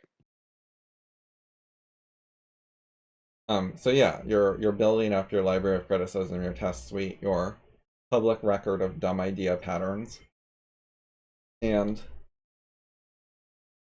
once you do that, then every new idea is either an example that will help you build it up further, because it lets you find a way to add something. You're like, oh, there's something that didn't fit my existing patterns, like this is useful. So I can make them more general purpose or add a new one that I didn't know about, like, that's worthwhile. Or in the alternative, it's already covered by the library. Or in the alternative, it's not a dumb idea. Those are the three cases. So if you start thinking about it this way, I think the it's too much work idea doesn't make any sense. Like, it's not too much work to write down the patterns of low quality ideas.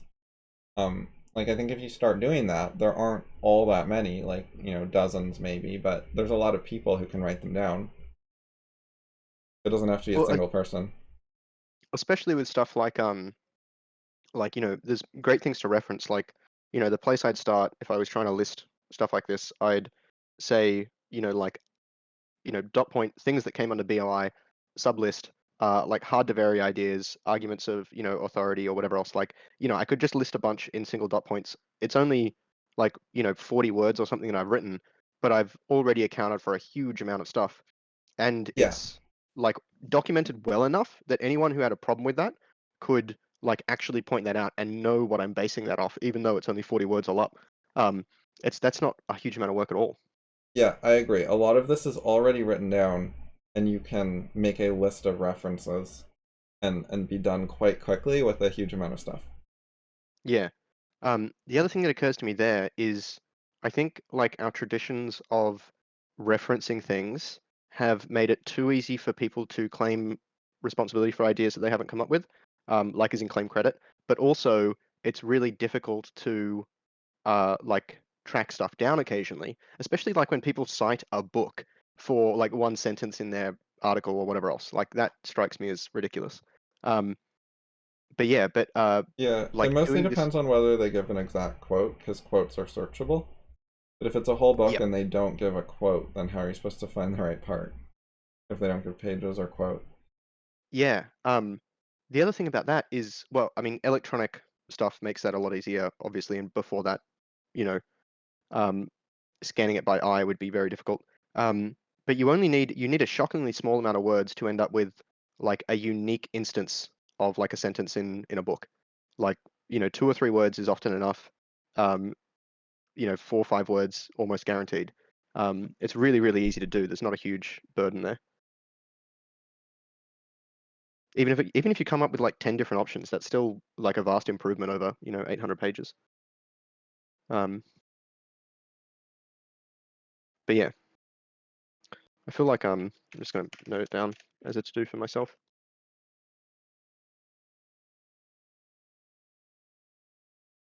Yeah, so you should be either you've already like organized this stuff and written it down, or found that someone else has already, or whatever that you're happy with, or to the extent you haven't gotten it written down yet and whatever, you should be like more responsive to discussion, since you need to speak for yourself, since it's you don't have enough stuff pre-written, Yep. which is fine. Like if someone's actually open to discussion instead of having everything written down in advance, that works too. Yeah, it occurs to me that like if your discussion is public, after that, essentially they have written it down, and before that, they're taking responsibility for the fact that they haven't done any work in advance, which is different to like expecting someone to write it down. Like, in this case, the person who hasn't written it down is the one expecting themselves to and doing the work for it. In the other common case where people expect someone else to write things down, but they already have and they don't take a link, um, the structure of like incentives or motivation is entirely different. Um, yeah. Like if someone hasn't written it down and they take responsibility for that, then there's no detraction to the conversation because it's just done in a just-in-time fashion as opposed to doing stuff in advance. Yeah, so I have a lot of stuff written down and also use literature by other people, but the organization is lacking in some ways. Sometimes it's hard to find things. So part of what I do is I act as an index. Like there's stuff where I won't necessarily discuss it because it's already written down, but I will search for it and send them the link because I like acknowledge that I haven't made it easy enough to find everything. So like there's a gap in what I have written down where I know that it's not all in a single database that's easy to search and really nice and whatever. And Yeah, then, given that limitation, that makes me a lot more willing to do some searches myself and send people to the right place to fill in that yeah, gap for them. yeah. That makes sense. And I think that that's a good way to deal with it because like trying to solve the problem of like like a really, really good system of organization is hard. And implementing stuff yourself like a search engine to get around the fact that like other search engines are bad is ridiculous. Um, and so that's sort of like the only option that comes to mind for how to deal with that particularly well. Yeah, Like deal one with of it the things generally. you can do, um, the more popular you get, the more inquiries you get. So there's a fear that if someone's like famous or popular or whatever, they're going to get too many inquiries, too many people trying to talk to them and debate them and so on. That's one of the sort of common problems is maybe obscure people can do paths forward, but if you're popular, too many people want your attention, you have to filter more. Um, However, if you're in that position, that means you have resources, which means you can get things like proxies, like fans who can Mm, act as the search engine for you because they can look through your corpus and send people the right link and whatever. So you can get other people to do it for you mm. as a nice option, which I have sometimes. Like sometimes someone else finds a link to one of my things and responds to someone. Yep. Um, in those situations, do you think that there's any reason to like for you or the famous person type thing to so I'm just sort of thinking like specifically acknowledging like every instance doesn't feel like it's scalable idea. Um, endorsing what the other person has said doesn't feel scalable either, particularly if it's like only good enough to answer this one thing, but in general, it's got other issues. Um, if Yeah, it's so I do wrong two and they're things. misrepresenting you, that might be a thing. Yep. Yeah, so I try to monitor for problems. So if there's like a major misrepresentation or a pattern of problems, that's the kind of thing I want to notice and say something about. And the other thing I do is have escalation mechanisms. Like, if you really want my attention, there are ways that you can get me to notice you've said something. It's not that Yep. hard. Yep. Yeah, this strikes me as yeah, pretty decent overall. I don't know, so I know that like this happens fairly frequently. Um, Particularly, I mean, the common case is just because, a famous person doesn't want to do any of it, and so the only resource for other people is to go via their fans. Um, Yeah. this part, again, like a debate policy, I don't know of any particular examples like this. I think people like there might be some people who sort of do a bit of this naturally. Um, but Yeah. yeah, I've never heard about it explicitly. Yeah, and the monitoring for problems, it doesn't have to be direct. You can have multiple layers of proxies. You can have like a hierarchy. There's like the public forum where your like level 1 proxies have discussions, and then it's monitored by your level 2 proxies. And then if something comes up that the level 1s don't deal with very well, like the level 2s should notice, and then it can be escalated to talking with the level 2s, and if that goes wrong, the level 3s should notice. And if that goes wrong, like they should let you know, or you should be monitoring them or whatever. And you're only like the level 4 here. Yeah. But you do have to take responsibility for the entire system being set up in a reasonable way. Like you're like the CEO who has multiple layers of management under you, but you're still as CEO in some way responsible for like the line employees who actually do stuff and talk to customers and whatever. Yeah. Um, yeah. Um, I sort of agree with that. Like, well, I definitely agree with that. Uh, it strikes me like the thing that occurs to me first is, uh, I mean, it's not really relevant to this, but like for like a CEO, how reactions to bad things happening should change when you have these sort of like deferred responsibilities. Um, for like their staff do something bad or whatever else. But that's don't think it's relevant now. Okay, so getting back to one of the particularly important points is people's worries that it'll take too much time. And this hierarchy thing and the proxies is another thing that helps. But and the biggest thing is the criticism of categories of ideas rather than single ideas. And that does lead to an issue of people will say like, I don't see how this idea fits in that category. And so you often need short bridging arguments. um, the bridging argument takes a general principle argument or like a general case, and it takes the very specific thing someone said and it points out the connection between the two. So you can Yep. often make a bridging argument in like one sentence or one paragraph. So it's much less work than making an argument from scratch. So you'll often need those when people like don't get it or whatever. And if you do 20 of those with someone and they just keep being dumb, then you can start saying things like, I think I have better things to do with my time. If you disagree with my prioritization, here are the reasons for it, e.g., you conceded I was right about the last 20 bridging arguments, but you don't seem to be figuring things out yourself. So you're like putting all the burden on me to think for you. So that's why I don't want to keep talking with you.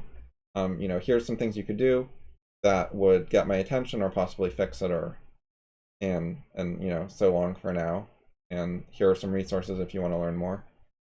You can do that kind Yep. of thing if it gets repetitive and there's a pattern and so on. That makes sense. Yeah. Similar to like my debate policy, I can say like you're not living up to X and Y, and that's why I don't want to take this further. And you could do that in the future, and there's an actual criteria for what it would take for me to continue. Yep. Yep. Um, yeah. So it occurs to me like these like bridging arguments are there's sort of like there's a qualitative difference between them and like in general, like library of criticism type stuff. And particularly that is that like these are like incredibly numerous, but very short because they rely so much on these things. Um, yeah, I'm sort Yes. of thinking about So these they should, kind of can structure debates in terms of there are these big ideas and literature and stuff, and then you need a bunch of little glue things to glue together the ideas from the literature. So the bridging arguments are like the little glue argument. yeah. Because you Um, find all these like literature sources that don't perfectly fit together or don't perfectly apply to specific situations, like as written, and then you need like small little tiny extra things to fit them together with each other or apply them to situations or whatever. And so you can structure a lot of thinking and debating and so on like that, where most of the stuff is this pre-written powerful ideas in great books and whatever, and you're just filling in a few details of how to apply it and so on. yep, yep. Um, it feels like that should, in many ways, that should be normal. Like, Yeah, uh, the maybe one of the issues of that is that when you're having a debate with someone, often they're hearing ideas for like the ideas that they're not familiar with, which does raise the question of why they would be able to like productively contribute to stuff. But um, say there's like I don't know some new idea that isn't right, but they're introduced to it for the first time. Like that is a separate process. It doesn't actually rely on the debate at all. Like they could go have another conversation with entirely different people about that and then come back to the debate. But there's sort of this people have this expectation, maybe due to synchronicity, like of conversations and stuff, that it should all happen at the same time, or part of the same thing. yeah, Anyway, yeah. Bringing in literature works a lot better if you're having async discussions, where it makes sense that you could say, well, this is the answer, and then that you can get back to me in 2 weeks after you read the book, and we'll continue. It's like a perfectly reasonable thing to say, but it does not fit people's standard model of a discussion. But it is a path forward, and it's a very reasonable one. Like, if they have no objection to that book being a reasonable way to continue, if they can't criticize that, then it makes sense that you're just going to wait for them, yeah, yeah, and you don't have to worry about it in the meantime. And if they never read it, then I guess they're not in a position to correct you. yeah. Or they might like read it, realize they're wrong, and just never come back, which is sort of a shame. But I imagine that people do that Yeah, occasionally. Um, but yeah. at the very So least, you don't have to worry about it after that point. Sorry, yeah. one of people's main objections is like reading books is a lot of work. What if it's a bad book? Blah blah blah. And the answer is very similar to things we've been talking about earlier. Has anyone read the book, understood the book, and then written down what's wrong with it?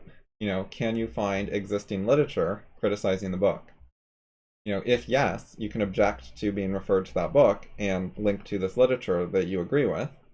And if no one has ever done anything to refute the book, then it's a non-refuted book, and saying, "Oh, it sounds not great," is not a good answer when no one has ever come up with anything wrong with it and bothered to write it down. Yeah. Um, one thing that occurs to me about this as well is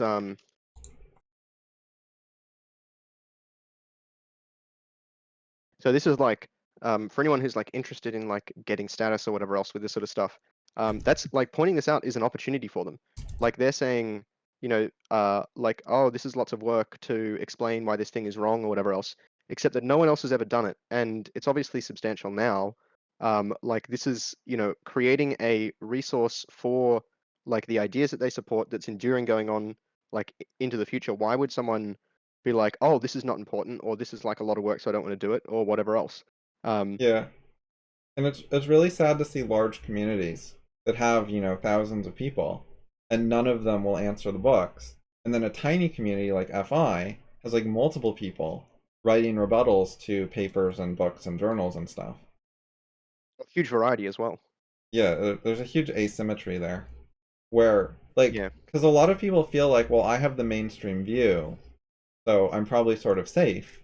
But like to some extent, the more people on your side who have not written any like critical responses down, I would be more worried about your side. Like, you don't have the excuse that there's only 5 of us, so we haven't gotten to it yet. If there's 50,000 of you and no one's gotten to it, like, that sounds like there's a systematic pattern with your entire community being bad. Yeah. I can see an argument for like a decay over that. Like, you only get twice as Oh, many good yeah. things for every 10x people. But the argument still applies, and it's still really damning about like, when it comes to very popular ideas that have unanswered criticisms. Um, it should, yeah, unless there was like some fundamental limit to the universe, which, there's not, we shouldn't like this is sort of this sort of reminds me of like arguments about like why like continued observations of no black swans like can weaken arguments, um sort of thing. uh or maybe it's not similar, but it sort of feels like a funny sort of thing, uh in that it's taken, the intuition is that the more people who share an idea, the better the idea is. But actually, it's evidence to the contrary, in whenever this sort of case applies. Yeah. Yeah, I think people's intuition is really bad there and biased.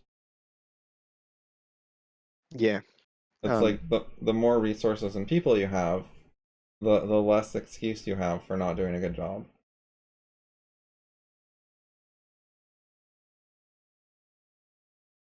And so yeah, when you get referred to a book, it's an opportunity with the standard duality. The book could correct you, you could learn from it, or it gives you the opportunity to correct them. It gives the details that you can write a refutation of. It gives you the substance to engage with, to enable you to explain why the other side is wrong, and to actually persuade them, because the book gives enough of what they think that you can respond to all the things you need to respond to, or at least more of them, in order to persuade them. Because like when you talk to someone normally and they say like a few sentences, you're only getting a little bit of information about what it would take to change their mind, and they actually have a bunch of stuff they haven't said.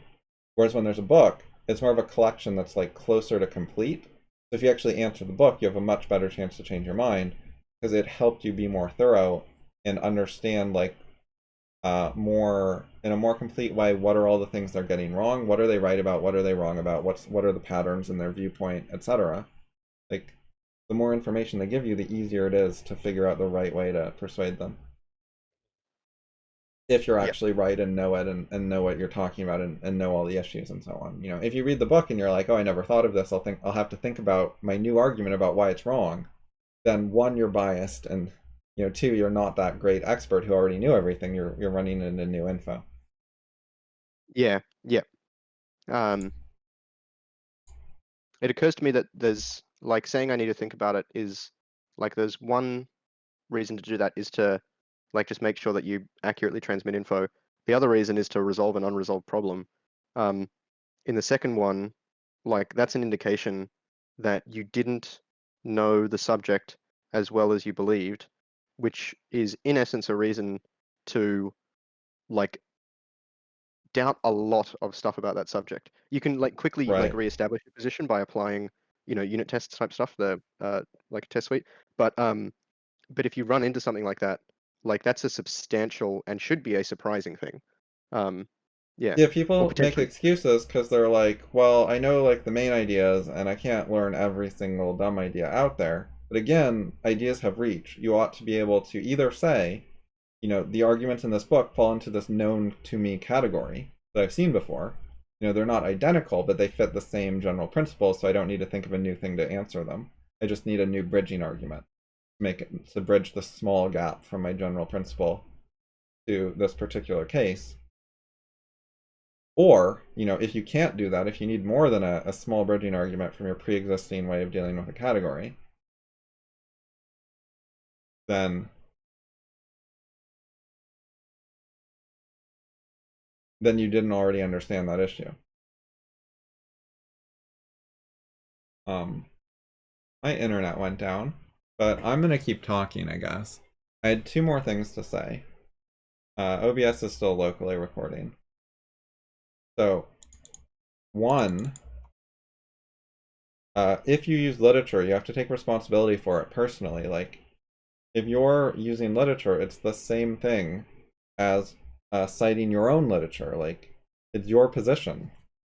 Whatever your position is, you have to take it seriously. If it's wrong, you were wrong. You don't get to say, "Oh, well, that was just someone's dumb idea." You know, it's not my fault he was wrong. And Oh, yo. yeah, I Just don't got know some if you audio. can hear me. I disconnected from the internet and kept talking. I don't know what. Yeah, no, it was 2 minutes ago. Like 1:55 was when it happened. So Okay, at least I try and will respect this. send you a my local Oh yeah, recording so you can watch and yeah, get whatever you missed. cool. But in short, the part I was just saying is when you use literature to speak for you, you have to take responsibility for it the same as if you said it. You know, it's your position. So if it's wrong, you were Yes. wrong. If someone has a Yeah, yeah, criticism of it, that's a criticism of your idea, etc. yeah. Um, and people often don't like that. They're like, "Well, I agree with most of the book, but not all of it." And you know, that's But completely reasonable, but what you need to do is be specific, like which parts of the book are you citing and which like parts do you disagree with. the Don't first just leave seven it as a chapters are generic great. excuse. Yeah, anything after 7, I don't endorse. Or like I might endorse parts, but broadly speaking, up to 7 is okay. And then as well, that like restricts the scope. Like, if you're talking to them, you shouldn't bother about Yeah, doing the other stuff. I thought just before we finish up, maybe a bit of I'm not sure how much more, if anything, we've got to. Well, there's obviously lots of stuff that we could keep talking about in this yeah. regard. I had one Um, other quick thing to yep. say that we didn't get to earlier, which is so people worry about there are too many issues to resolve, there's too many counter arguments to deal with, blah blah blah, like we were talking about earlier. And one other element of that is in general, these people have trouble resolving one idea. Um, their problem isn't really that there are too many, it's that they don't know how to get a conclusive answer about even one thing. You know, everything is just sort of unresolved and uncertain forever. So if you can't resolve one thing, you certainly can't resolve 20. But if you can resolve one thing, then you can see how long did this actually take. Maybe I could resolve 20. Um, so a lot of the issue isn't really about the number of things to resolve, it's just about the whole concept of resolving it or not being able to resolve things, which is a pretty major epistemology issue of how do you Mm, actually resolve conflicts between ideas and reach conclusions, which are, you know, tentative, fallible, contextual, possible to update in the future, etc. But nevertheless, you can reach conclusions and take actions. You don't have to say, I don't know, forever and never do anything. yes. Yep. And so you Yep. need to figure out how to do that and then apply that, or this stuff is not going to work for you because, you know, you can't refute anything. You're not going to be able to do this. Yep. Yep. I was thinking in the last few moments to talk a bit about between now and Friday or the next session, Thursday for you. Uh, Obviously, if we've got stuff to keep talking about here, then I want to cover that too. Um, I started writing a bunch of stuff. Like when I say a bunch, I don't mean like a lot of words. I just mean like multiple Separate different. things, yeah. Yeah. Um, anyway, one thing that I think I found like useful was I had something about like a dialogue. Um, anyway, it's up here. So my idea was roughly and I guess I'm like just checking if this sort of stuff looks like a good direction to, do stuff. So I've never written a dialogue before, so I wanted to do that just for a thing. And because of like some of the chat that like C has been having on your site and so on, I thought this was like a good like topic, and it challenges some ideas that I've like, thought might be a good direction to go. Um, Anyway, one thing that I noticed is like I put like dots for myself here, um, because I like immediately had trouble challenging or like answering certain things that I came up with that I wasn't really as conscious of before trying to write them down. Like I've written down other stuff about this idea, but not from like any this perspective. Um, anyway, yeah, I Yeah, guess I'm not. Yeah, yes, I don't think so I'm going that to run into looks any major fine. mistakes doing it. Write whatever you want, and also think about the paths forward stuff. Maybe write like a quick outline or something from memory, or think about if you have any questions. And then next time we can think about paths forward and see how complete it was or what we left out, and also look at some of your writing. Um,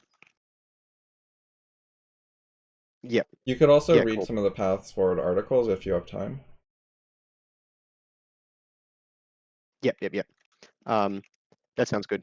I do want to. Now that we've talked about it, feel like I'd be better. Like I'll get more out of reading them. So that sounds all Yeah. good. I'll have some stuff for Friday. Sounds good. Catch you in 2 days. Okay, bye.